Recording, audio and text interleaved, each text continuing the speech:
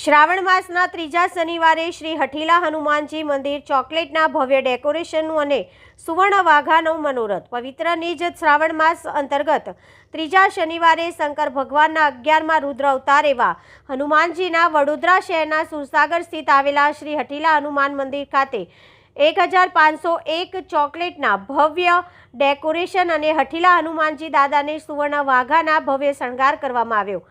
સુવર્ણ વાઘના ભવ્ય શણગાર કરવામાં આવ્યો. મંદિરના મહંત દીપેવન ગોસ્વામીએ જણાવ્યું કે 72 વર્ષ બાદ શ્રાવણના 5 સોમવારનો સંયોગ અને 9 શુભ યોગમાં મહાદેવની પૂજાનું સવિશેષ મહત્વ છે. સાથે સાથે શંકર ભગવાનના 11મા રુદ્ર અવતાર એવા હનુમાનજીનું પણ પૂજા અર્ચના કરવાનો અનેરો મહિમા છે.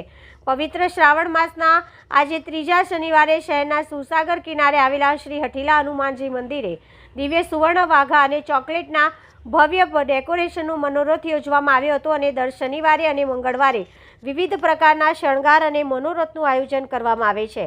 અને દર શનિવારે અને મંગળવારે સાંજે સુંદરકાંડ પાઠ, હનુમાન ચાલીસા અને ભજન સાથે શ્રાવણ માસ દરમિયાન દરરોજ સાંજે શ્રી રામધૂનનું આયોજન કરવામાં આવ્યું. તો સર્વ હરિભક્તોને મંદિરમાં હનુમાનજી મહારાજના દર્શન કરવા આમંત્રણ પાઠવવામાં આવ્યું હતું. આજે શ્રાવણ મહિનાનો ત્રીજો શનિવાર છે.